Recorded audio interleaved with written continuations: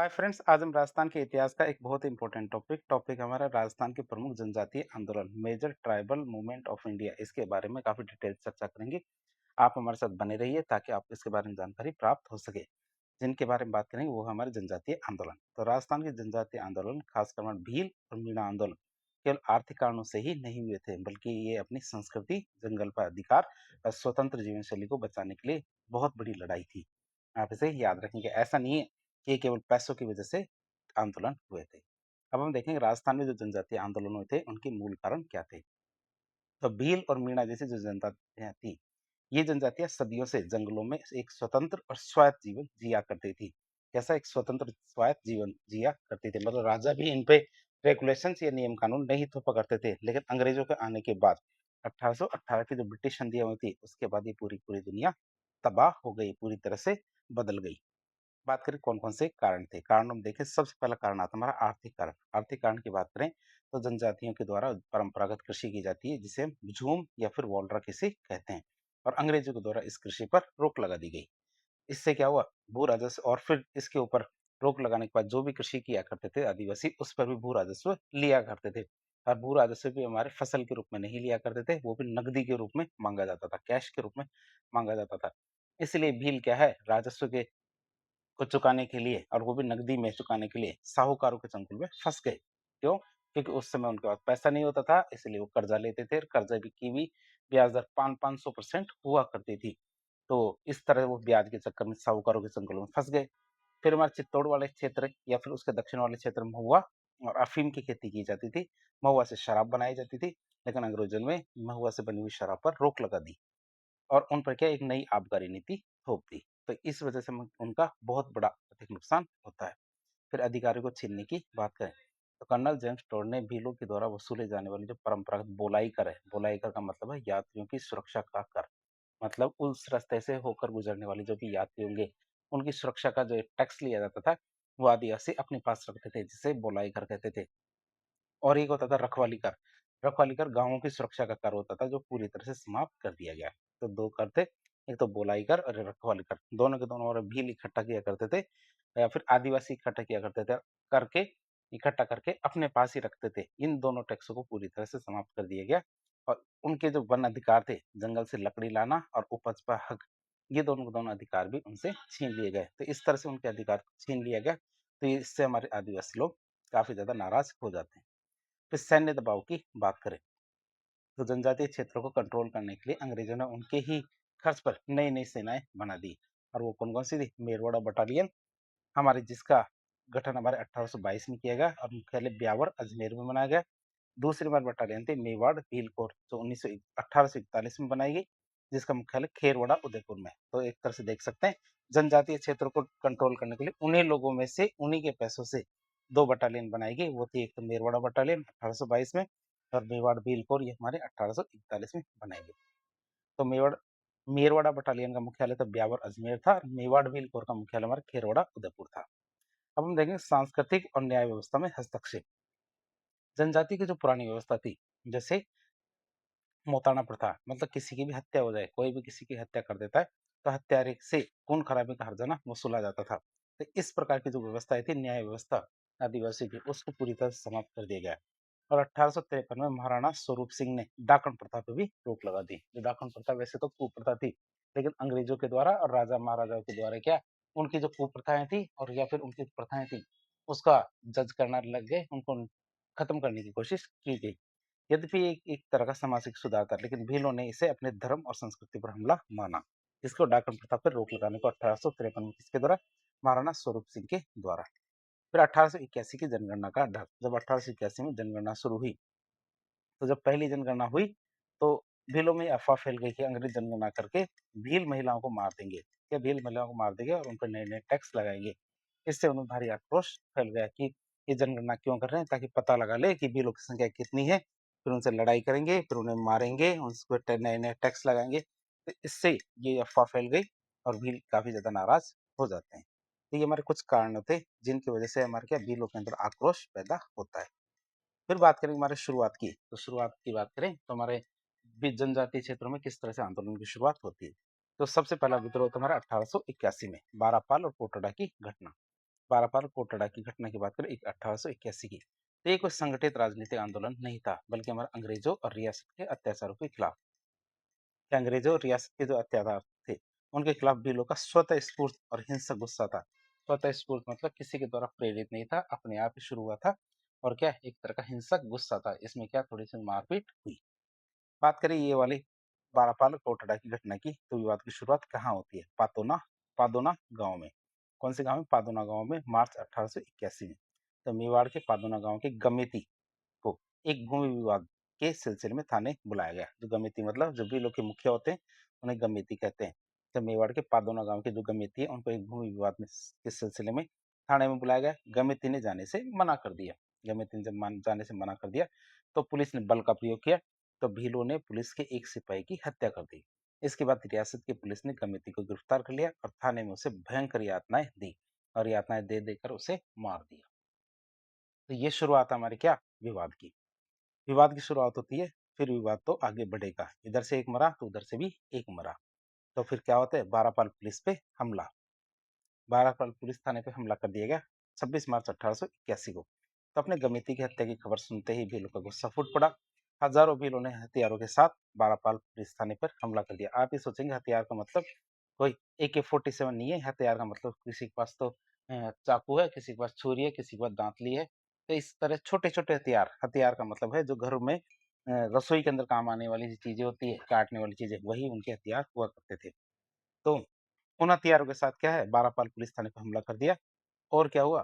फिर उन्होंने थानेदार की हत्या कर दी, दुकानों को लूट लिया और थाने में आग लगा दी। तो ये घटना थी हमारे कौन सी? बारापाल पुलिस थाने की। फिर विद्रोह का फैलाव की बात करें, तो देखते देखते ये हिंसक विद्रोह आसपास के क्षेत्रों में टीडी और कोटड़ा तक भी फैल गया। भी मेवाड़, भील को जो एमबीसी है और रियासत की सेना, उन्हें पकड़ने की बहुत कोशिश की, लेकिन अरावली के घने जंगलों और भीलों की जो छापामार युद्ध नीति है, उनके सामने बेबस हो जाते हैं। क्यों? क्योंकि वो छुप छुप के वार करते थे, सामने आमने सामने की लड़ाई तो नहीं लड़ते थे। फिर इस तरह से क्या भील, राजा और अंग्रेज तीनों के बीच में क्या टकराव लंबे समय तक चलता रहा। फिर होता हमारा कौन सा? ऋषभदेव समझौता और शांति। ये होता अप्रैल 1881 में। अप्रैल 1881 की बात करें, हालात बेकाबू होते देखकर मेवाड़ के महाराणा ने प्रसिद्ध इतिहासकार कवि राजा श्यामल दास को भीलों से बात करने के लिए भेजा कि भैया बात करो, इसे नहीं चलेगा, ये चुप चुप के वार कर रहे हैं, हम इन्हें मार नहीं पा रहे, कंट्रोल में नहीं कर पाए। तो श्यामल दास जी जाते हैं कि भैया मानो, मिलजुल के रहना है, लेकिन भील नहीं माने। अंततः फिर हमारे ब्रिटिश प्रतिनिधि आते हैं, कर्नल वोल्टर। उन्होंने कहा कि भैया तुम्हारी बस की लिए मैं समझाऊंगा। तो कर्नल वोल्टर आते हैं और ऋषभ देव में जाके एक समझौता करते हैं भीलों से, जिसमें हमारे भीलों को उनके जंगल के अधिकार वापस दिए गए, करों में थोड़ी सी रियायत दी गई। और 1881 का जो उग्र विद्रोह था, तब जाके शांत होता है। अब देखिए इसका निष्कर्ष क्या निकला। इसके निष्कर्ष की बात करें तो 1881 का ये विद्रोह एक चेतावनी थी, जिसने साफ साफ कर दिया था कि जनजातीय लोग अपनी संस्कृति और अधिकारों से किसी भी प्रकार का कोई समझौता नहीं करेंगे। यद्यपि देखे तो ये विद्रोह शांत हो गया था, लेकिन असंतोष की आग अंदर ही अंदर सुलगती रही थी। ऐसा नहीं है कि विद्रोह करने की जो भावना थी वो खत्म हो गई थी इस समझौते से। विद्रोह करने की जो भावना थी ये शांत नहीं होती है, जिसने बाद में क्या किया, गोविंद गिरी ने भगत आंदोलन और मोतीलाल तेजावत ने एक के आंदोलन के नेतृत्व में एक बहुत बड़े राष्ट्रीय आंदोलन का रूप ले लिया था। तो हमने जब दो नाम लिए कौन कौन से, एक तुम्हारा गोविंद गिरी और मोतीलाल तेजावत, तो दोनों के बारे में देख लेते हैं। सबसे पहले देखें गोविंद गुरु। गोविंद गुरु की बात करें तो इनका जन्म हमारे, जैसे गोविंद गुरु को गोविंद गिरी भी कहते हैं, गिरी वैसे पहाड़ को कहा जाता है, लेकिन फिर उनका नाम गोविंद गिरी है। उनका जन्म 1858 में डूंगरपुर के बांसिया मतलब बेड़सा गांव के एक साधारण बंजारा परिवार में हुआ था। एक बार प्रश्न पूछा गया था कि किस परिवार से संबंधित है हमारे गोविंद गिरी। ये हमारे क्या बंजारा परिवार से संबंधित है। कहाँ जन्म हुआ था? बांसिया या फिर बेड़सा गांव में, तब 1858 में डूंगरपुर के। बात करें इनको किससे प्रेरणा मिली, मतलब आंदोलन करने के लिए किससे प्रेरणा मिली, तो वे आर्य समाज के संस्थापक थे दयानंद सरस्वती। जो स्वामी दयानंद सरस्वती थे, ये हमारे, आपको ये तो पता है कि हमारे उदयपुर भी आते हैं और अजमेर भी आते हैं और मारवाड़ में भी आते हैं, क्या जैसे राजस्थान के अंदर। तो जब वो हमारे उदयपुर मतलब चित्तौड़ के अंदर आते हैं, तब उनके द्वारा जो दिए गए जो प्रवचन थे, उनके विचारों से बहुत ज्यादा प्रभावित होते हैं। कौन? हमारे गोविंद गुरु। तो गोविंद गुरु क्या है, हमारे स्वामी दयानंद सरस्वती के विचार से बहुत ज्यादा प्रभावित थे। और दयानंद सरस्वती से प्रेरणा लेकर ही उन्होंने भीलों को उनके मूल हिंदू धर्म से जोड़े रखने और उनके आध्यात्मिक उत्थान का संकल्प लिया कि हमें भीलों को एक तो धर्म परिवर्तन करने से रोकना है, और एक उनका आध्यात्मिक उत्थान करना, मतलब जो उनके अंदर शराब, मांस और बहुत सारे दुर्व्यसन है उनको दूर करके उनको सभ्य बनाने की कोशिश करनी है। तो ये प्रेरणा लेते हैं हमारे कौन? गोविंद गुरु। किससे? हमारे स्वामी दयानंद सरस्वती से। कि एक तो उस समय धर्म परिवर्तन का भी काफ़ी ज़्यादा ज़ोर चल रहा था, जो इस हमारे ईसाई धर्म परिवर्तन का काफ़ी ज़्यादा चल रहा था कि यदि आप धर्म परिवर्तन करते हो, तो आपको बहुत सारे विशेष अधिकार मिलेंगे, जैसे संपत्ति में विशेष अधिकार मिलेगा, पैसा दिया जाता था, बहुत सारे प्रलोभन देके धर्म परिवर्तन किया जा रहा था। तो गोविंद गुरु ने कोशिश की कि उनका धर्म परिवर्तन ना हो और वो हिंदू धर्म से जुड़े रहे। साथ ही साथ क्या उनका तो आध्यात्मिक उत्थान भी हो। इसीलिए उन्होंने क्या किया? भगत पंथ की स्थापना की। किसकी स्थापना की? भगत पंथ की स्थापना की। तो आदिवासियों को धार्मिक रूप से सशक्त करने और उन्हें हिंदू समाज की मुख्य धारा में बनाए रखने के लिए उन्होंने भगत पंथ की स्थापना की। किसकी? भगत पंथ की स्थापना की। इसीलिए इस आंदोलन को भगत आंदोलन कहते हैं। बात करें फिर उन्होंने संप सभा की स्थापना की। किसकी? संप सभा की स्थापना की 1883 में। तो भीलों को संगठित किए बिना उनका विकास करना संभव नहीं है। जब तक भीलों को संगठित नहीं करेंगे तब तक भीलों का विकास नहीं हो सकता। इसलिए गोविंद गुरु ने 1883 में संप सभा की स्थापना की। राजस्थानी भाषा में संप का अर्थ होता है आपसी भाईचारा, प्रेम और एकता। या संप का अर्थ क्या होता है? आपसी भाईचारा, प्रेम और एकता। अब देखेंगे हमारे संप सभा के कार्य और सामाजिक सुधार। संप सभा क्या-क्या कार्य करते थे और उनके सामाजिक सुधार की बात करें तो शराब, मांस, चोरी, लूटपाट जैसी जो बुराइयां हैं वो त्यागनी होगी। पहला काम तो ये था और सुधार भी कह सकते हैं इसे कि मांस, शराब, चोरी, लूटपाट जैसी बुराइयों का त्याग करना होगा। जादू टोने और अंधविश्वास को छोड़ना होगा। जैसे हमारी डाकन प्रथा थी तो इस तरह के जो अंधविश्वास है उसको छोड़ना होगा। शिक्षा को बढ़ावा देना ताकि भीलों के लिए स्कूल खोले जा सके। स्वदेशी वस्तुओं को अपनाना, अनावश्यक विदेशी करों का विरोध करना। क्या? स्वदेशी वस्तुओं को अपनाना और विदेशी करों का विरोध करना। अपनी पंचायतें खुद बनाना और गांव की रक्षा के लिए कोतवालों की नियुक्ति करना ताकि हमारे पुलिस का दखल कम से कम हो। तो ये हमारे क्या समसभा के प्रमुख कार्य और सामाजिक सुधार थे। आप इसे याद रखें। फिर राजनीति चेतना और आंदोलन की बात करें तो जो आंदोलन केवल सामाजिक सुधार के रूप में शुरू हुआ था, क्या जो आंदोलन केवल सामाजिक सुधार के रूप में शुरू हुआ था वो जल्दी ही क्या हमारी रियासतों अंग्रेजों के खिलाफ एक बड़े आर्थिक और राजनीतिक विद्रोह में बदल गया। क्यों? क्योंकि भीलों ने बेकार मतलब जबरदस्ती मजदूरी करने और भारी लगान देने से साफ साफ मना कर दिया। समसभा के जो सुधार कार्य थे उनमें ये भी कार्य था कि जबरदस्ती हम किसी प्रकार का कोई जबरदस्ती टैक्स नहीं देंगे और लगान भारी लगान देने से भी मना कर दिया। फिर होता हमारा समसभा का पहला अधिवेशन। पहले अधिवेशन की बात करें 1903 में। तो समसभा का पहला बड़ा अधिवेशन बांसवाड़ा और गुजरात की सीमा पे मानगढ़ की पहाड़ी पे हुआ 1903 में। तब 1903 में हमारा पहला अधिवेशन होता मानगढ़ पहाड़ी पे। मानगढ़ पहाड़ी के बाद होता है हमारे को गुजरात प्रस्थान। क्यों? क्योंकि रियासत विरोध करेगी। इस तरह के जो सम्मेलन होते हैं तो रियासत सोचती है क्यों शायद ये लोग हमारे खिलाफ विद्रोह करने के लिए इकट्ठा हो रहे हैं, इसलिए रियासत विरोध करती है। तो रियासत के विरोध की वजह से गोविंद गुरु कुछ समय के लिए गुजरात मतलब इधर चले गए थे। कब? 1908 में। और वहां भी उन्होंने भीलों को जागृत किया। ऐसा नहीं है भील केवल राजस्थान में है, भील हमारे गुजरात में भी है, मध्य प्रदेश में भी है। तो भीलों को जागृत किया। 1910 में पालपट्टा मतलब इडर के जो पालपट्टा के सामंत थे उनको भी भीलों के दबाव में आके 21 शर्तों वाला एक समझौता करना पड़ा। तो ऐसा नहीं केवल गोविंद गिरी का प्रभाव राजस्थान में था, गोविंद गिरी का प्रभाव हमारे गुजरात में भी था। इडर तहसील थी, ये इडर रियासत थी, वहां पे भी इनका प्रभाव था और इनके प्रभाव में आके जो पालपट्टा का सामंत था उनको भी भीलों के साथ मिलके एक 21 शर्तों वाला समझौता करना पड़ा था। फिर 33 मांगों की बात करें 1910 में, तो 1910 में समसभा ने राजाओं और अंग्रेजों के सामने 33 सूत्रीय मांग पत्र रखी जिसमें बेगार खत्म करने और वन अधिकार वापस देने जैसी मांगे हुआ करती थी। 33 मांगे रखी गई लेकिन सरकार ने इसे सिरे से खारिज कर दिया कि एक दो सौ तो चलेगी, लेकिन ये तो पूरी पूरे 33 मांगे हैं, 33 मांगे नहीं मानी जा सकती। इसलिए उन्होंने सरकार ने साफ साफ देने से मना कर दिया कि ये नहीं मानेंगे। फिर गिरफ्तारी होती है 1913 में। अप्रैल 1913 की बात करें तो अप्रैल 1913 में डूंगरपुर पुलिस ने गोविंद गिरी को गिरफ्तार कर लिया। लेकिन भीलों में आक्रोश था। क्या भीलों में आक्रोश था कि हमारे गुरुजी को कैसे गिरफ्तार कर लो? तो उनमें आक्रोश के डर से उन्हें रियासत छोड़ने की शर्त पर रिहा कर दिया कि ठीक है, आप ये रियासत को छोड़ दोगे तो हम आपको रिहा कर देंगे। तो गोविंद गिरी कहते हैं ठीक है, मुझे कोई दिक्कत नहीं, मैं छोड़ दूंगा क्योंकि मैं जहाँ जाऊँगा वहीं आंदोलन कर दूंगा। तो इस शर्त पे हमारी भील भी ठीक है, नाराज़ नहीं होते। क्यों? क्योंकि हमारे गोविंद गिरी को छोड़ दिया तो हम भी कोई आंदोलन नहीं करेंगे। फिर होता है हमारा मानगढ़ हत्याकांड। ये 17 नवंबर 1913 को होता है, जिसे राजस्थान का जलियांवाला बाग भी कहते हैं। तो पुलिस की धमकियों को नजरअंदाज करते हुए गोविंद गुरु कहते हैं कि भैया ये तो तुमने मेरे को छोड़ दिया लेकिन आखिरी वार तो मैं करके ही रहूंगा। तो उन्होंने क्या किया, गोविंद गिरी ने अपने अनुयायियों को बांसवाड़ा सुनत सीमा पे, ये बांसवाड़ा और सुनत सीमा है, वहाँ पे एक मानगढ़ पहाड़ी है, वहाँ पे इकट्ठा होने का आह्वान किया कि भैया सारे के सारे जो भील है, वो और सारे-सारे जो उनके अनुयायी हैं, वो सारे के सारे आप मानगढ़ पहाड़ी पे इकट्ठा हो, वहाँ मैं बताऊँगा कि आगे की रणनीति क्या होगी। लेकिन वो अहिंसक था, आप इस ध्यान रखेंगे जो सम्मेलन था वो अहिंसक सम्मेलन था।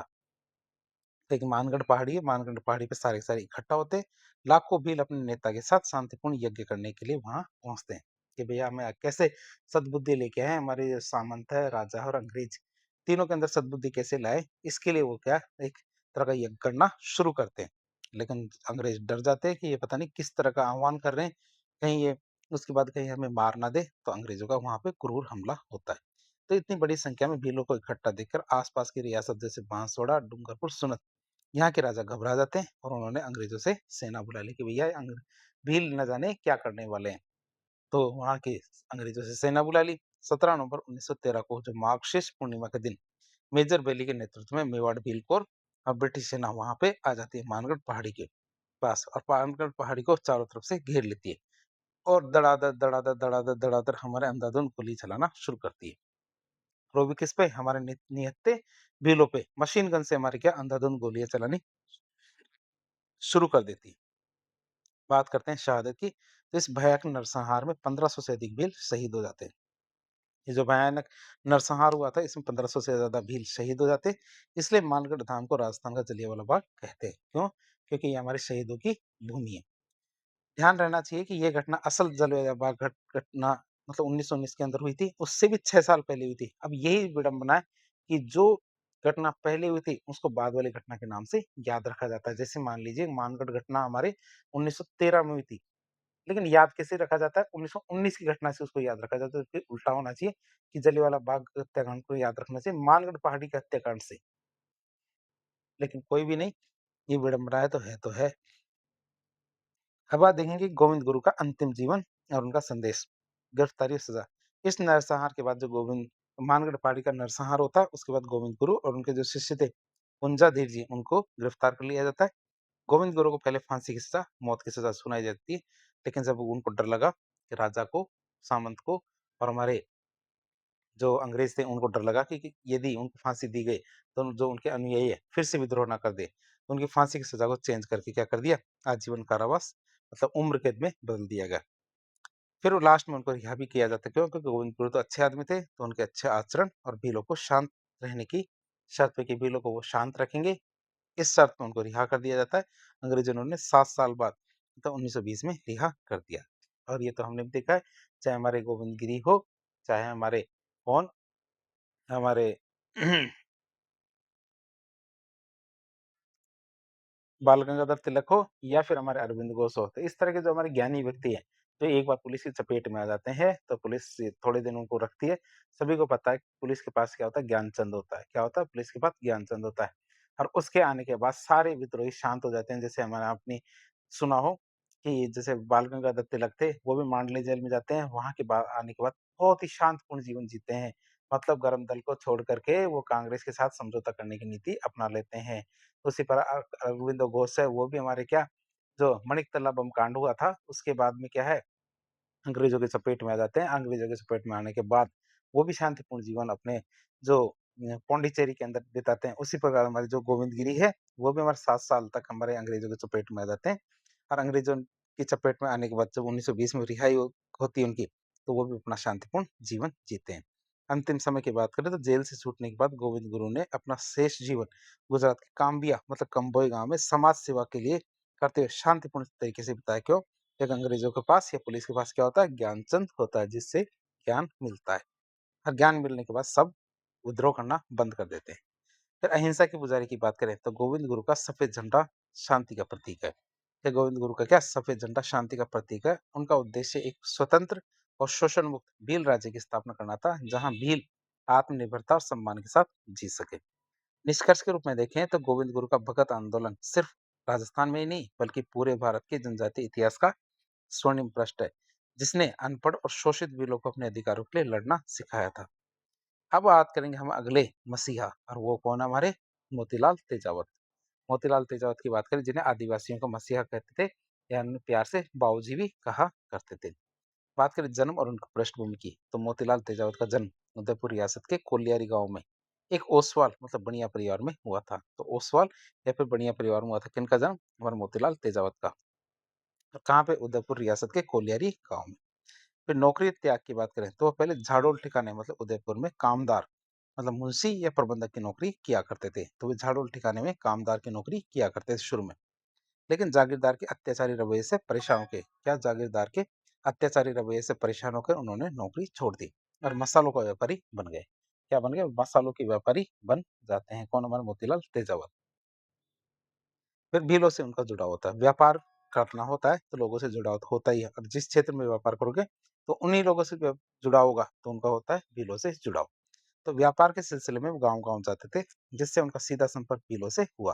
और भीलों की गरीबी और उन पे होने वाले अत्याचारों ने उन्हें अंदर तक झकझोर दिया कि भैया ऐसा भी कोई होता है क्या? ये हमारे जो भील है, सीधे-साधे लोग हैं, इनको इतना परेशान किया जा रहा है, इतना इन पे अत्याचार किया जा रहा है। तो उन्होंने अपना जीवन भीलों के उत्थान के लिए समर्पित कर दिया कि भैया मेरे को तो कोई व्यापार नहीं करना, मुझे मेरा काम है कि इनका उत्थान हो, इनका भला हो। बात करें उपाधि की तो उन्हें निस्वार्थ प्रेम के कारण हमारे भील उन्हें सम्मान से बाबूजी मतलब पिता समान कहते थे। इतिहास में उन्हें आदिवासियों को मसीहा कहा गया है। उन्होंने शुरू की थी एक ही आंदोलन मतलब एकता आंदोलन की शुरुआत की थी 1921 में।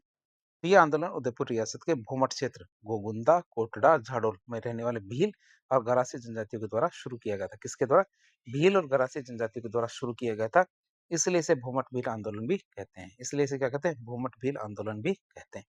फिर बिजोलिया के प्रभाव की बात करें तो तेजावत जी बिजोलिया किसान आंदोलन से बहुत ज्यादा प्रभावित थे। और उन्होंने जो हमारे विजय सिंह पथिक थे उनसे भी बहुत ज्यादा प्रभावित थे और ये हमारे राजस्थान में काफी ज्यादा सक्रिय भी थे। तो उनसे प्रभावित होकर हमारे एक ही आंदोलन की शुरुआत की करते हैं। शुरुआत की बात करें कहाँ से शुरुआत हुई थी? मातरकुंडिया से। तो 1921 में चित्तौड़ के मातरकुंडिया जिसे राजस्थान का हरिद्वार भी कहते हैं, वहाँ से हमारे मोतीलाल तेजावत जी ने भीलों को इकट्ठा करना शुरू किया और लगान नहीं देने मतलब कर नहीं देने और असहयोग का बिगुल बजा दिया कि हम अंग्रेजों को सहयोग भी नहीं करेंगे, साथ ही साथ क्या है कर भी नहीं देंगे। क्या? असहयोग का, साथ ही साथ क्या कर नहीं देने का। क्योंकि आप देख सकते हैं कि 1921 में हमारे क्या असहयोग आंदोलन भी चल रहा था महात्मा गांधी जी का। इस आंदोलन को मेवाड़ के खालसा क्षेत्र के जाट नेता गोकुल जी जाट का भी पूरा समर्थन प्राप्त था। ये तो हमने क्या किसान आंदोलन में भी देखा था कि जो गोकुल जी जाट थे किसान आंदोलन के, तो वो उन्होंने भी क्या ये जो हमारे भीलों का एक ही आंदोलन था उसको पूरा समर्थन दिया था। फिर हमारे मोतीलाल तेजावत जी से पूछा जाता है कि आप चाहते क्या हो? तो उन्होंने एक पर्चे पे 21 मांगे लिखी, जिसे 21 सूत्रीय मांग पत्र या मेवाड़ की पुकार कहते हैं। तो बात करें इसकी तो यह आंदोलन का सबसे महत्वपूर्ण राजनीतिक दस्तावेज था। क्या थी ये मेवाड़ की पुकार? तो मोतीलाल तेजावत ने भीलों और किसानों की समस्याओं को लेके मोतीलाल तेजावत ने क्या भीलों और किसानों की समस्याओं को लेके मेवाड़ के महाराणा फतेह सिंह के सामने 21 सूत्रीय मांगों का एक लिखित पत्र पेश किया। कितने? 21 सूत्रीय मांगों का एक लिखित पत्र पेश किया, जिसे इतिहास में मेवाड़ की पुकार कहते हैं। मेवाड़ की प्रतिक्रिया की बात करें जब उनको यह पत्र मिलता है 21 मांगों वाला, तो वो क्या कहते हैं? वो कहते हैं 21 की 21 तो नहीं मान सकते, लेकिन 18 तो मान सकते हैं। तो महाराणा ने 21 में से 18 मांगे तो मान ली, लेकिन 3 महत्वपूर्ण मांगे थी उनको खारिज कर दिया। पहली मांग थी हमारी कौन-सी जो खारिज कर दी? कि वन अधिकार, कि जंगल की लकड़ी और उपज पर भीलों का हक होना चाहिए। तो ये तो बहुत ही महत्वपूर्ण हक था, जिसके लिए आज भी जो जनजातियाँ हैं वो लड़ रही है। तो जंगल की लकड़ी और उपज पर भीलों का हक ये मिलना चाहिए और बेगार प्रथा को पूरी तरह से बंद करना और जंगली सूअरों का शिकार करने की अनुमति देना। तो 3 शिकायतें थी, ये 3 जो मांगे थी, जो बहुत ही महत्वपूर्ण थी, ये हमारे महाराणा मानने से मना कर देते हैं। जो महत्वपूर्ण मांगे थी, जब वो मानने से मना कर दी जाती है, तो इन मांगों के खारिज होने से भीलों में भारी आक्रोश हो जाता है और आंदोलन के वागड़ मतलब डूंगरपुर, बांसवाड़ा, सिरोही, ईडर, विजयनगर, गुजरात यहाँ तक जाके फैल जाता है। क्यों? क्योंकि विद्रोह लंबे समय तक और लंबी दूरी तक फैला। फिर होता हमारा कौन सा नीमड़ा हत्याकांड। नीमड़ा हत्याकांड होता हमारा कौन से 6 मार्च 1922 को। उसकी बात करें तो ये एक ही आंदोलन का सबसे दर्दनाक अध्याय है। कौन सा? नीमड़ा हत्याकांड, जिसे हमारी ब्रिटिश सरकार और रियासत ने क्रूरता से कुचलने की कोशिश की थी। किसने? ब्रिटिश सरकार और रियासतों ने क्या क्रूरता से कुचलने की कोशिश की थी। फिर नीमड़ा गांव विजयनगर गुजरात की बात करें तो नीमड़ा गांव में हमारी सभा होती है। कब? 6 मार्च 1922 को। कहा नीमड़ा गांव में एक सभा होती है। तो तेजावत जी के नेतृत्व में भीलों की एक विशाल सभा गुजरात और राजस्थान की सीमा पे स्थित जो नीमड़ा गांव है वहां पे चल रही थी। और इस सभा क्या पूरी तरह से शांतिपूर्ण ही चल रही थी। इसमें किसी प्रकार का कोई हिंसक कार्य करने की योजना नहीं बना रहे थे। फिर आती है हमारी कौन-सी मेवाड़ भील और एमबीसी वहाँ आती है और आते ही क्या धड़ाधड़ फायरिंग करनी शुरू कर देती है। तो भीलों की बढ़ती ताकत को देखकर घबरा जाते हैं कौन? ब्रिटिश अधिकारी मेजर सटन। तो मेजर सटन घबरा जाते हैं, घबरा करके उन्होंने आदेश दे दिया मेवाड़ भील कोर को कि किसी भी बिना चेतावनी के निहत्थे भीलों पर मशीन गन से अंधाधुंध गोली चला दो। तो इस तरह से हमारा होता है नीमड़ा हत्याकांड। बात करें शहादत और परिणाम की बात करें तो इस भीषण नरसंहार में 1200 से अधिक भील शहीद हो जाते हैं। पुलिस मोतीलाल तेजारत को पकड़ना चाहती थी लेकिन भील अपने बाबूजी की को सुरक्षित वहां से निकालने में सफल रहे वहां से निकालने में सफल रहे और भूमिगत तेजाब जी क्या भूमिगत मतलब फरार हो जाते हैं। फिर लास्ट में जाके हमारे तेजाब जी आत्मसमर्पण करते हैं और उनके अंतिम जीवन की बात करें तो नीमड़ा हत्याकांड के बाद तेजाब जी कई सालों तक छिपकर आदिवासी की सेवा करते रहे लेकिन रियासतों ने उन पर भारी इनाम घोषित कर दिया कि जो उन्हें पकड़ के लाया क्या आएगा या फिर उनकी सूचना देगा उनको पैसा मिलेगा। इसी वजह से हमारे क्या तेजाब जी ने आत्मसमर्पण कर दिया 1929 में। तो 1929 में महात्मा गांधी जी के एक दूत वो कौन थे? मणिलाल कोठारी। उन्होंने जब हमारे मोतीलाल तेजाब जी को समझाया तो उनके समझाने और गांधी जी के सीधे आग्रह पर तेजावत जी ने इडर राज्य मतलब खेड़ ब्रह्मा में पुलिस के सामने आत्मसमर्पण कर दिया और उन्हें गिरफ्तार करके उदयपुर जेल में डाल दिया गया। कहा? उन्हें गिरफ्तार करके उदयपुर जेल में डाल दिया गया 1929 में। फिर होती है हमारी रिहाई 1936 में। तो मेवाड़ रियासत की सर्वोच्च अदालत थी महाइंद्राज सभा, जिसे महिंद्र राज सभा भी कह सकते हैं, महाइंद्राज सभा भी कह सकते हैं। तो उस सभा ने 1936 में मणिलाल कोठारी के हस्तक्षेप और गांधी जी के दबाव की वजह से, क्यों कि मणिलाल कोठारी ने कहा कि हमने आपको मोतीलाल तेजावत को गिरफ्तार करने में मदद की, अब उसको रिहा भी करो। और गांधी जी ने लगातार दबाव बना के रखा। इस दबाव के बाद तेजावत जी को इस शर्त पर रिहा किया गया कि वे अब मेवाड़ से बाहर चले जाए बाहर नहीं जाएंगे और कोई भी आंदोलन नहीं करेंगे। फिर उनके शेष जीवन की बात करें तो जेल से छूटने के बाद तेजावत जी ने अपना पूरा जीवन गांधी जी के रचनात्मक कार्य जैसे खादी, नशा मुक्ति, छुआछूत निवारण और आदिवासियों के सामाजिक उत्थान में बिताया। निष्कर्ष के रूप में देखें तो एक ही आंदोलन ने साफ साफ स्पष्ट कर दिया था कि आदिवासी अब किसी भी कीमत पर अपना वन अधिकार और स्वाभिमान छोड़ने को तैयार नहीं है। मोतीलाल तेजावत के इस संघर्ष ने भविष्य के जो राजस्थान में जनजातीय अधिकार थे उनकी मजबूत नींव रखी थी। अब बात करेंगे एक ही आंदोलन केवल उदयपुर में नहीं बल्कि हमारे सिरोही में भी था। तो एक ही आंदोलन की बात करें सिरोही के 1922 में। तो मेवाड़ से निकल के हमारे मोतीलाल तेजावत ने सिरोही राज्य के भील और गरासी जनजातियों को संगठित करना शुरू किया था। ये तो हमने देखा था कि हमारे मेवाड़ क्षेत्र में जो हमारे हत्याकांड हुआ था अभी नीमड़ा हत्याकांड, जिसमें हमने देखा था भीलों ने उन्हें सुरक्षित निकाल दिया था और बहुत लंबे समय तक उन्होंने भीलों की सेवा की थी। तो भीलों की सेवा में यही सेवा थी जो हमारे सिरोही का जो एक ही आंदोलन था वो। तो वो हमारे मेवाड़ से निकल जाते हैं और मोतीलाल तेजावत जी हमारे सिरोही चले जाते हैं और सिरोही जाके हमारे भील और गरासी जनजाति को संगठित करना शुरू करते हैं। बात करें मेवाड़ की गांधी की तो हमारे सिरोही के भोले भाले आदिवासी तेजावत जी के निस्वार्थ प्रेम और नेतृत्व से इतने ज्यादा प्रभावित थे कि उन्हें सम्मान से मेवाड़ का गांधी कहते थे। फिर ईडर प्रजामंडल का समर्थन, तो गुजरात की ईडर प्रजामंडल ने भी हमारे सिरोही में चल रहे इस आदिवासी संघर्ष को अपना पूरा नैतिक संघर्ष क्या पूरा पूरा नैतिक समर्थन दिया था। किसने? ईडर प्रजामंडल ने। फिर बात करें विजय सिंह पथिक की मध्यस्थता, तो आंदोलन को उग्र होता हुआ देख के सिरोही के उस समय के जो दीवान थे रमाकांत मालवीय बहुत ज्यादा घबरा जाते हैं। इस सिरोही के जो उस समय के दीवान थे या प्रधानमंत्री रमाकांत मालवीय थे, ये घबरा जाते हैं और उन्होंने आदिवासियों को समझाने और कोई शांतिपूर्ण रास्ता निकालने के लिए राजस्थान के दिग्गज नेता विजय सिंह पथिक को सिरोही बुलाया कि भैया एक काम करो, तुम आदिवासियों से बात करो और बात करके कोई बीच का सा रास्ता निकालो। पथिक जी ने क्या किया, मोतीलाल तेजावत और किसानों से मुलाकात की, लेकिन अंग्रेजी अधिकारी थे वो दमन पे उतारे थे कि भैया हम तो इनको दबा के रहेंगे, इनकी कोई भी मांग मानने की जरूरत नहीं। इस वजह से होता है हमारा कौन सा फायरिंग। फायरिंग की बात करें तो सिरोही की प्रमुख हत्याकांडों की बात करें तो अंग्रेजों और सिरोही रियासत ने आंदोलनों को चलने के लिए बर्बरता का सहारा लिया, जबकि हमारे विजय सिंह पथिक इसकी मध्यस्थता भी करने की पूरी कोशिश कर रहे थे, लेकिन हमारे जो अंग्रेज थे और जो सिरोही रियासत है वो बोलती है कि इनकी मांग मानने की जरूरत नहीं है, इनको तो मारो। फिर होती है हमारी सियावा गांव 12 अप्रैल 1922 को। तो पुलिस ने सियावा गांव में इकट्ठा हुए जो आदिवासी थे उन पर गोली चला दी, जिससे कई निर्दोष आदिवासी लोग मारे जाते हैं और उनके घरों को भी जला दिया गया। फिर होते हैं हमारे भुला और बालोदिया गांव की हत्याकांड 6 5 और 6 मई 1922 को। तो सिरोही के इन दोनों गांवों में या सिरोही के इन दो गांवों में सेना ने भयानक गोलीबारी की और आदिवासी की झोपड़ी को भी जलाकर राख कर दिया और भारी तबाही मचाई गई। तो भुला और बालोदिया गांव में अब देखेंगे भूमट भील आंदोलन का प्रशासनिक और रणनीतिक पक्ष की बात करें। जब भूमट भील आंदोलन था, भूमट क्षेत्र बात करें तो भूमट क्षेत्र वो है जो हमारे उदयपुर का हिस्सा है। यहाँ भीलों की घनी आबादी है, भूमठ क्षेत्र।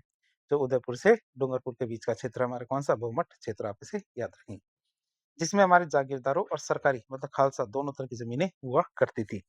बात करें अंग्रेजों की क्या रणनीति थी, तो भीलों को कंट्रोल करने के लिए अंग्रेजों ने भूमठ को एक अलग प्रशासनिक इकाई बना दिया। क्या हमारे जो भूमठ भीलों को कंट्रोल करने के लिए क्या अंग्रेजों ने भूमठ को एक अलग प्रशासनिक इकाई बना दिया। और इसका मुखिया क्या है, इसका मुखिया एक मेजर रैंक का अधिकारी हुआ करता था। और इसके दो मुख्य पुलिस मतलब सैन्य मुख्यालय बनाए गए, एक तो कोटला और एक खेरवाड़ा। खेरवाड़ा की बात करें तो खेरवाड़ा में ही मेवाड़ बिलपुर का मुख्यालय था, आप इसे याद रहेंगे, जो हमने शुरू में भी देख लिया था। खेरवाड़ा में ही क्या हमारे मेवाड़ बिलपुर का मुख्यालय था। प्रशासनिक विफलता की बात करें तो तेजावत जी के आह्वान पर भीलों ने असहयोग आंदोलन शुरू कर दिया था। उन्होंने भू राजस्व मतलब लगान, कर और बेगार देना बिल्कुल बंद कर दिया। इससे हमारे अंग्रेजों का पूरा का पूरा प्रशासनिक ढांचा ठप हो गया, क्योंकि फ्री में काम करने वाले लोग खत्म हो गए, तो फिर काम करेगा कौन। तो जो उनका पूरा पूरा का पूरा प्रशासनिक ढांचा था वो ठप हो जाता है, क्योंकि टैक्स भी नहीं मिल रहा, बेगार भी नहीं मिल रही। आंदोलन के अंत की बात करें तो 1922 में भारी दबाव के कारण उदयपुर राज्य और अंग्रेजों को कुछ रियायत की घोषणा करनी पड़ी, लेकिन जागीरदारों ने उन्हें लागू करने से मना कर दिया। और अंततः देखें तो 1929 में गांधी जी के कहने पर तेजावत जी को गिरफ्तार करने के बाद यह हिंसक आंदोलन शांत होता है। हमारे वो देखा था हमारे गांधी जी के कहने पे जो मोतीलाल तेजावत जी को जब गिरफ्तार किया जाता है, तब जाके आंदोलन साफ शांत होता है। अब हमने देखा था महाइंद्राज सभा, उसके बारे में देखा था, तो एक बार थोड़ी-सी और जानकारी ले लेते हैं, जिसे मेवाड़ का सर्वोच्च न्यायालय भी कहते हैं। तो मोतीलाल तेजावत के मुकदमे और रिहाई को समझने के लिए इस संस्था को जानना बहुत ज़्यादा ज़रूरी है। स्थापना की बात करें तो 1880 में मेवाड़ के महाराजा सज्जन सिंह ने महाइंद्राज सभा की स्थापना की थी। जैसे हमारा हाई कोर्ट होता है, वैसे उदयपुर रियासत की हमारी क्या थी, महाइंद्राज सभा। और इसकी स्थापना 1880 में मेवाड़ के महाराणा सज्जन सिंह ने की थी। बात करें इसकी भूमिका की, तो यह उस समय मेवाड़ रियासत का सर्वोच्च न्यायालय मतलब सुप्रीम कोर्ट हुआ करता था। और इसे इजलास खास भी कहा जाता था। क्या कहते, इजलास खास भी कहा जाता था, मतलब सर्वोच्च सभा मतलब सर्वोच्च न्यायालय। तेजावत जी के निहर की बात करें तो इसी महाइंदिरा सभा ने 1936 में मणिलाल कोठारी और महात्मा गांधी के हस्तक्षेप के बाद मोतीलाल तेजावत की रिहाई के आदेश दिए थे। फिर निष्कर्ष और ऐतिहासिक महत्व की बात करें, जो हमारा एक के आंदोलन था मोतीलाल तेजावत जी का और भील आंदोलन था उनकी बात करें, तो इनका निष्कर्ष और ऐतिहासिक महत्व की बात करें तो राजस्थान के जनजातीय आंदोलन का मूल्यांकन बहुत ही महत्वपूर्ण है। मोतीलाल तेजावत और गोविंद गुरु के इन आंदोलनों ने इतिहास की धारा को हमेशा के लिए बदल के रख दिया। बात करें असहयोग का क्रांतिकारी रूप, तो तेजाब जी का जो आंदोलन था महात्मा गांधी के असहयोग आंदोलन से बहुत ज्यादा प्रेरित था 1920 के। लेकिन आदिवासियों का यह आंदोलन गांधी जी के आंदोलन की तुलना में कहीं अधिक उग्र और क्रांतिकारी था। क्यों? क्योंकि इसमें सीधे तौर पर सत्ता को चुनौती दी गई थी। तो राष्ट्रीय आंदोलन की मजबूती की बात करें तो यद्यपि यह सीधे तौर पे कि क्या हमारे सीधे तौर पर राष्ट्रीय कांग्रेस थी, भारतीय राष्ट्रीय कांग्रेस आईएनसी का हिस्सा नहीं था, फिर भी इसने अप्रत्यक्ष रूप से ब्रिटिश साम्राज्यवाद को कमजोर करके राष्ट्रीय स्वतंत्रता संग्राम की जड़ों को मजबूत किया था। इस सामंतवाद पे करारी चोट की बात करें तो सदियों से शोषित और अनपढ़ माने जाने वाले जो आदिवासी थे, उन्होंने अपनी अज्ञानता की बेड़ियां से तोड़ दी और उन्होंने राजस्थान की क्रूर सामंती और जागीरदारी व्यवस्था पर सीधा सीधा जाके प्रहार किया। हथौड़े से नहीं किया, लेकिन अपनी नीतियों से किया। प्रजामंडल की नींव की बात करें तो इन जनजातीय आंदोलनों ने भविष्य की रणनीति के लिए क्या इन जनजातीय आंदोलन ने भविष्य की राजनीति के लिए एक उपजाऊ जमीन तैयार की। और यही कारण है कि जब 1930 के दशक में विभिन्न रियासतों में जैसे प्रजामंडल आंदोलन बने, लोकतांत्रिक संगठन बने, तो जागरूक आदिवासी इन संगठनों में तेजी से जुड़ गए। क्यों? क्योंकि वो पहले से जागरूक हो चुके थे। सार के रूप में देखें तो राजस्थान के जनजातीय आंदोलन केवल आर्थिक राहत के लिए नहीं थे, बल्कि यह उनके स्वाभिमान, जल जंगल जमीनों के अधिकार और मानवीय गरिमा की पुनर्स्थापना की एक सफल क्रांति थी। अब हम देखेंगे हमारे मीणा आंदोलन और उनके काले कानून की बात करें 1924 से 1930 तक। तो मीणा जनजाति को अंग्रेजों और रियासत के बहुत ही अपमानजनक कानूनों का सामना करना पड़ा। एक कानून था हमारा आपराधिक जनजाति अधिनियम, क्रिमिनल ट्राइब्स एक्ट 1924। तो ब्रिटिश सरकार ने एक ऐसा काला कानून पास किया कि ब्रिटिश सरकार ने हमारे एक ऐसा काला कानून पास किया जिसमें पूरी की पूरी मीणा जनजाति को जन्म से ही आपराधिक घोषित कर दिया, क्रिमिनल घोषित कर दिया जन्म से ही। पूरी की पूरी जो मीणा जनजाति थी इसको जन्म से ही अपराधी घोषित कर दिया, जिसे हम कहते हैं आपराधिक जनजाति अधिनियम। और एक कानून पास किया हमारा 1930 में, जिसे कहते हैं जरायम पेशा कानून। जरायम पेशा कानून की बात करें तो जयपुर रियासत ने इसे और भी ज्यादा कठोर बना दिया। जो जरायम पेशा कानून था उसे और भी कठोरता से लागू किया था किसने? जयपुर रियासत ने। और इस अमानवीय कानून के तहत क्या होता था, मीणा पुरुष, महिला और यहाँ तक कि बच्चों को भी जो छोटे-छोटे बच्चे होते थे, उनको भी रोज़ पुलिस थाने जाकर अपनी हाज़िरी मतलब अटेंडेंस लगानी पड़ती थी। ये होता था जराइम-पेशा कानून। विरोध की बात करें प्रारंभिक विरोध की, तो इस घोर अपमान के खिलाफ महादेव राम, जवाहर राम और छोटू राम जैसे जो हमारे स्थानीय नेता थे, उन्होंने पहले आवाज़ उठाई। फिर बात बनाया संगठन, चेतना और मुनि मर्गन सागर की बात करें। हमारे कब की? 1933 से 1944 तक। तो आंदोलन को सफल बनाने के लिए समाज का संगठित होना बहुत ज़्यादा ज़रूरी है। इसलिए उन्होंने बनाया मीणा क्षेत्रीय महासभा 1933 में। तो बिखरे हुए विरोध को एक मजबूत मंच प्रदान करने के लिए 1933 में इस महासभा का गठन किया गया, जिसने जयपुर राज्य से इन कानूनों को हटाने की मांग की। जयपुर राज्य से जो हमारे कानून थे, दोनों के दोनों आपराधिक जाति वाला और जरायम पेशा, दोनों कानूनों को हटाने की मांग की। फिर नीम का थाना सम्मेलन हुआ 1944 में, और यह आंदोलन ये क्या इस आंदोलन का सबसे बड़ा टर्निंग पॉइंट था। क्यों? क्योंकि इसमें हमारे प्रसिद्ध जैन मुनि संत मगन सागर की अध्यक्षता में एक विशाल सम्मेलन आयोजित किया गया था। कहाँ? नीम का थाना में। फिर हमारे मगन सागर जी ने क्या किया? एक ग्रंथ लिखा। ग्रंथ हमारा मीन पुराण। मतलब ऐसा है कि जो हमारे मीन मतलब मीणा लोग है, मीणा जनजाति है, ये ऐसी-वैसी जनजाति नहीं, इनका इतिहास बहुत पुराना है। तो मुनि मगर सागर ने मीन पुराण नामक एक ग्रंथ लिखा। उसमें उन्होंने मीणाओं को उनका गौरवशाली प्राचीन इतिहास याद दिलाया। मतलब मत्स्य अवतार से उत्पत्ति उनकी पुराने शासक होने का इतिहास की, भई ये यहाँ के जो प्रजा नहीं है, ये कभी यहाँ के राजा हुआ करते थे। उनको याद दिलाया, जिससे समाज में उनका एक नया स्वाभिमान और ऊर्जा जागी।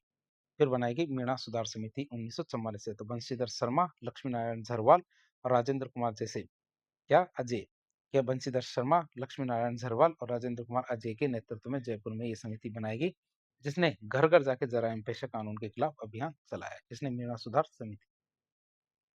फिर मुक्ति दिवस और संघर्ष की जीत की बात करें 1946 से 1952 तक, तो लगातार बढ़ते दबाव के कारण आंदोलन अपने निर्णायक मोड़ पे जा पहुंचा। होता हमारा सम्मेलन कौन सा? बागावस सम्मेलन 28 अक्टूबर 1946 को। तो जयपुर के बागावस गांव में एक ऐतिहासिक सम्मेलन होता है। क्या? 28 अक्टूबर 1946 को जयपुर के बागावस गांव में एक ऐतिहासिक सम्मेलन होता है। फिर वो मनाया जाता है हमारे मुक्ति दिवस। मुक्ति दिवस की बात करें तो विरोध के सबसे उग्र रूप में जयपुर रियासत के 26,000 चौकीदार मीणाओं ने अपनी सरकारी चौकियां मतलब पदों से अपना इस्तीफा दे दिया। जिसने चौकीदार मीणा थे हमारे 26,000, उन्होंने क्या किया? अपनी सरकारी चौकियों मतलब पदों से एक साथ इस्तीफा दे दिया, और इस दिन को उन्होंने गुलामी से मुक्ति दिवस के रूप में मनाया। कि गुलामी से मुक्ति दिवस के रूप में बनाया। बात करें कानून की समाप्ति की, तो देश आजाद होने के बाद अंततः 1952 में जाके स्वतंत्र भारत सरकार ने जरायम पेशा कानून अधिनियम को पूरी तरह से समाप्त कर दिया और मीणाओं पर लगे सारे प्रतिबंध को हटा दिया। कब? हमारे 1952 में जाके। बात करें हमारे अन्य जो प्रारंभिक जनजातीय विद्रोह थे उनकी बात करें, तो जयपुर के मीणा आंदोलन से पहले भी बहुत सारे विद्रोह हुए थे, जो मुख्य रूप से आर्थिक और प्रशासनिक शोषण के खिलाफ थे। जैसे जहाजपुर का मीणा विद्रोह। बात करें 1918 से 51 की, तो ये विद्रोह हमारे मेवाड़ मतलब उदयपुर रियासत के जहाजपुर परगने में हुआ था। और नई भू राजस्व व्यवस्था और जहाजपुर के हाकिम रघुनाथ सिंह मेहता की अवैध वसूली के खिलाफ मीणाओं ने हथियार उठाए। किसके खिलाफ? रघुनाथ सिंह मेहता, जो जहाजपुर के हाकिम थे, उनके खिलाफ। और अंततः 1860 में चंदन सिंह के नेतृत्व में एक बड़ी सेना भेजकर इस विद्रोह को बलपूर्वक कुचला गया था। किसके नेतृत्व में? चंदन सिंह के नेतृत्व में हमारे इस विद्रोह को बलपूर्वक कुचला गया था। फिर मेर आंदोलन की बात करें 1818 से 1821 तक, तो अजमेर मेरवाड़ा क्षेत्र में मेरू ने 1818 में अंग्रेज अधिकारी एफ विल्डर के साथ शांति समझौता किया था, लेकिन अंग्रेजों ने चाल चलते हुए क्या किया? मेरू के इलाके में अपने पुलिस थाने और चौकियां बना दी। जो मेर के इलाके थे, तो मेरू के इलाके में अपनी चौकियां पुलिस थाने बना दी, और अपनी स्वतंत्रता छीनती हुई देख करके 1820 में मेरू ने थानों पर हमले करने शुरू कर दिए। मेरू ने क्या किया? थानों पर हमला करना शुरू कर दिया, और अंग्रेजों को इसे दबाने के लिए मेवाड़ और मारवाड़ की सेनाओं को बुलाना पड़ा।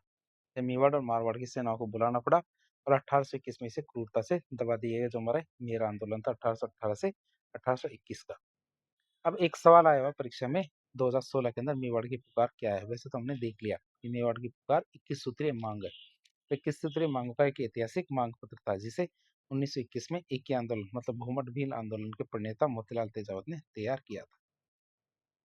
इसका उद्देश्य क्या था? इसका उद्देश्य था हमारे मेवाड़ के महाराणा फतेह सिंह के सामने प्रस्तुत करना, जिसका मुख्य उद्देश्य हमारे मेवाड़ रियासत के भील, गरासिया और किसानों की जागीरदारों से शोषण, अत्यधिक कर और बेगार से मुक्ति दिलाना था। क्या? भील, गरासिया किसानों को जागीरदारों के शोषण से मुक्ति दिलाना था, साथ ही साथ कर और बेगार से मुक्ति भी दिलाना था। इसका क्या परिणाम निकला? तो महाराणा ने 18 में से 21 मांगे तो तुरंत स्वीकार कर ली, लेकिन उनमें से 3 महत्वपूर्ण मांग, बेगार प्रथा की समाप्ति, वन अधिकारों की बहाली और जंगली सुअरों को मारने की अनुमति, ये मानने से मना कर दिया, जिसकी वजह से मोतीलाल तेजावत के नेतृत्व में आदिवासियों का उग्र असहयोग आंदोलन शुरू होता है। तो इस प्रकार एक लेक्चर के जरिए हमने राजस्थान के जनजातीय आंदोलन के बारे में काफ़ी डिटेल से जानने की कोशिश की। तो इस प्रकार के इन्फॉर्मेटिव वीडियो देखने के लिए हमारे चैनल से जुड़े। वीडियो यदि पसंद आता है तो वीडियो को लाइक करें, चैनल को सब्सक्राइब करें, अपने दोस्तों के साथ शेयर करें। धन्यवाद।